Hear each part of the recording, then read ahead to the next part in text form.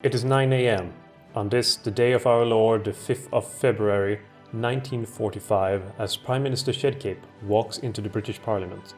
While there, he gives a powerful and stirring speech, one far too powerful for mere imitation, on the future of the British Empire. For see, all her foes has been vanquished. The land is at peace, the empire is bustling with activity. The economy is growing, everything is going smoothly. But there's one obstacle remaining for world domination, and that lies to the west, in the Americas, led by the United States of America. It's the American Concordat, founded by Franklin Delano Roosevelt, the last thorn in Britain's side, with the... I wouldn't really call Portugal a thorn at all. I mean, it's just a small little lander being annoying. The same thing with South Africa, the former colony, which will be brought down to its feet where it belongs. We also have Siam that is kind of messing up Siberia, but it doesn't matter. So yeah, welcome back to the British Empire. Some of you thought that with the Axis being defeated, that would be the end of the series, but no, you were all so wrong, my dear old friends. We will continue this until there's no continuing to be happening, mostly because it's been going much better than I expected, really. I didn't really expect to come this far in 1945. I did barely expected to be able to defeat Germany, but it turns out that Britain was kind of the easiest pick you can make in the beginning of the game. Who knew? Well, I probably should have known, considering the AI is pretty poor at handling naval invasions at the best of times.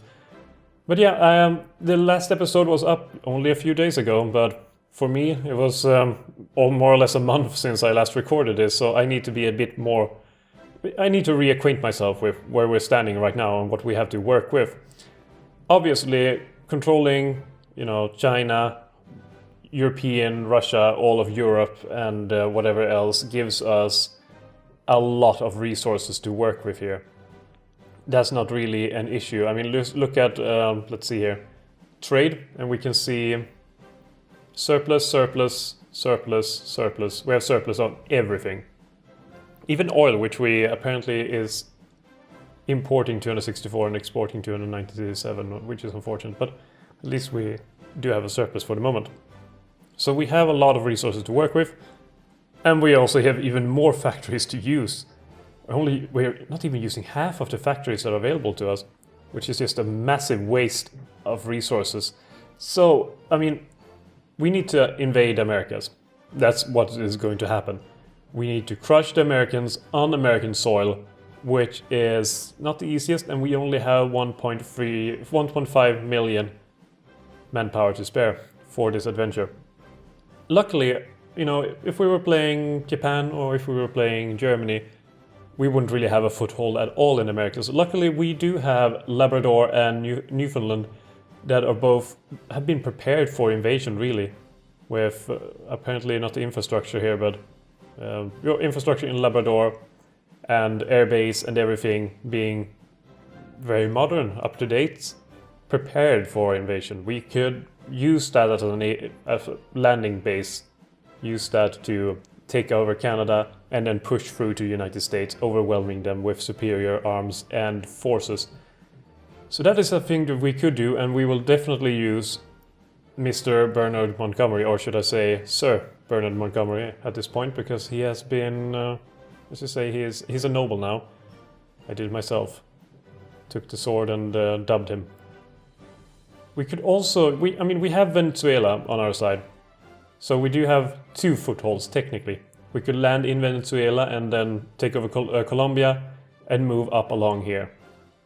But either way, I think we want to station some troops in Venezuela to use as a way of moving about here, because Colombia here, for example, is not part of any faction really, nor is Brazil. So I was expecting the American Concordat to have much more support.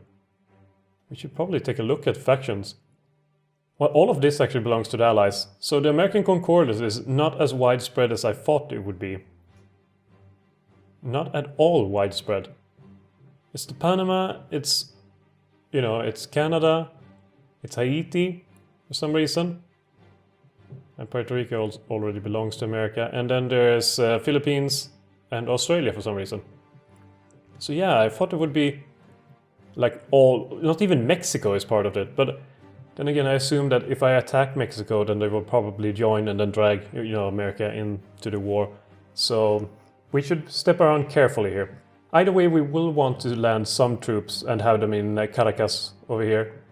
Or maybe just upgrade Jamaica to be a naval base. That seems smart. I like it. That is very smart. I am now in favor of upgrading everything in Jamaica to reach top level, airbase, whatnot. So we have that as basically a stepping point in our invasion. We should probably do the same over here in Bahamas, because it seems like the sensible thing to do. So we'll upgrade infrastructure, everything in over here at Bahamas, and we should probably upgrade our naval base as well. There we go, naval base, upgrade that on all the islands, sure, why not? Or most of them at least. And then in Jamaica as well. Can even upgrade 2 of them, so let's do that. I mean, why not? We will need a lot of resources and we will need places for it to... Maybe I just have a fantasy way of how resources and the supply will work, but they could, you know, land it on here. Is this Bermuda? Yeah, it's Bermuda. We could land it here and then they could transport it on and whatever not. So that seems good. Also having radar stations, you know, along the eastern coast will help for monitoring against American vessels. We should probably reorganize our navy also to already patrol the United States eastern border or eastern seaboard, just so they're prepared for when the future comes, because, well, we have taken everything else. What the hell is left to do? I mean, we have Crete here, which, I mean, we still need to take, but yeah, no, they only have that. It's not too bad. Okay, so Mediterranean fleet. What are you up to? Well, you have some... Oh, holy hell, they have a lot of veterans. I like it. I like it, but you kind of need more ships, I think. So we will bring you back. But don't you worry, you'll be out before you know it. Actually, I am a bit ahead of myself, because I kind of need to throw these up until they are highest in priority. And holy hell, I have a lot to repair. Oh well, they will have to wait. It's time to build infrastructure in the Americas. We don't have time to wait for anything else. So yeah, we should probably take a look at... So many things to do. So many things to do. Let's take a look at resistance map mode. Basically no resistance as far as I can see. Yeah, I mean, we technically own all of the land anyway, so I don't think there will be much resistance anyway. But there were just recently, so yeah. You see, manage occupied territories. We technically have no occupied territories because we're not at war. So that's good. So basically now we can just repair all the industry and the infrastructure and everything and start upgrading. So that is very good. Very good. I mean, we have 617. We have more military factories than civilian factories. It's a bit excessive to me. But I'm not going to complain. I am not going to complain. We need more comets, clearly. So maybe we should add another comet production line. Let's see, comets. There we go. I like that I only have medium tanks available to do anyway. It just makes it easier not to get confused with anything else. We should probably add a few more Marines to be produced and placed in Wales. Tank Brigade, we probably should add one more. I mean, it's Americas we need to invade, for God's sake. We need more shit. We probably also need to have some modernized... No, we kind of need... What am I looking for? Mechanized. Yeah, we should probably make some mechanized units. That seems reasonable. But to do that, I would need to make a new division, essentially, that will make use of these mechanized troops. So, we will reconfigure our motorized divisions to not be motorized anymore, but to be mechanized instead. Mechanized, mechanized, mechanized, and mechanized. And that currently gives them a HP of 184 and an organization of 65. Let's see, how fast would they be currently? Where's the speed again? Speed is somewhere. It's just too many things. Oh, the max speed. There's a first thing. Okay, so they will be a bit slower. Is it something to do with you? Are you one to cause any issues in this regard? We're gonna see that. No, I think they're just moving about the same speed. So that's good. Support is not influencing it apparently. So I can add the support anti-tank and support artillery. Let's just add in it all. Let's add it all. Add in another mechanized, and then have one line of... Let's do medium tanks. Nothing fancy, just medium tanks. Medium tanks, and then some more mechanized, just to round it all off in a good manner. Oh, not motorized, mechanized, I mean. Mechanized. Mechanized. And mechanized. And mechanized. There we go. That will give it a 52.2. It gives it a very good soft attack and a very good hard attack. And not a hard attack, but hard attack. Yeah, hard attack. God damn it. So this will be our new division called... what will it be called? What is something fast and is, known to be in Britain? Are Brits fast? No, let's just call it motorized division. I mean, if I were a more clever person, I would probably make up something funny, like, I don't know, fast food division. But that doesn't make any sense. So this is the reason I don't do it. Okay, so we have a lot of fighters apparently. We haven't even started the time yet, and it's been, 50 years since I started recording. In real life, that is. Okay, mechanized, we will need a lot of mechanized, so finally we get to use all of our industry. And apparently we don't have enough oil. Unfortunately for us, we are very dependent on American oil at the moment. That is fine. I mean, we're going to take it all anyway. To take all the oil. Okay, and let's add another mechanized, just for the sake of being clear. Let's use up our Venezuelan oil as well. There we go. Now we can finally start the time, and we will slow it down a little bit, so we're not overwhelmed with what will happen. At the turn of the day, we should probably be fine with not enough resources apparently. Oh, and even more oil needed. We can't get it from... delivered. Okay, but apparently... Oh, so something changed there. Okay, let's depend on Peru then. Let's get it from Peru. It's fine. It's fine, we can get it from Peru. Alright. So, tactical bomber, Mosquito B. Let's get Mosquito. Should probably upgrade and get jet engines as well. But it's not necessary. What can I find out about American army and everything else? So, the American nation at the moment, military power of it, is somewhere between 292 and 691 divisions. So probably somewhere around 450 divisions, give or take. They have half of our military industrial capacity, which is surprising because America seemingly have always exhausting, you can never exhaust America's industrial power. What you need to do is overwhelm them, as far as I know. Their naval forces are in the range of 320 ships, give or take, and they have around 15 to 16,000 airplanes, approximately. Probably more than so. And they have very few civilian factories. So if we bomb things, they won't be able to repair it effectively at all. Good to know, good to know. Okay, so that's what Americans have. What do we have? Well, currently, when it comes to airplanes, we have almost 4,000 fighters. They had 16,000 airplanes around. So airplane-wise, we will be in a bit of a pickle, honestly. But it's all fine. We can do, this neat little trick that I learned in high school, I was going to say, but since I'm not American, I never really went to high school. Not that version, at least. Can I get air map mode? Can I see where the hell that... Oh, there it is. So we can have 2,000 airplanes here. Considering we will have to spread out further as we move along.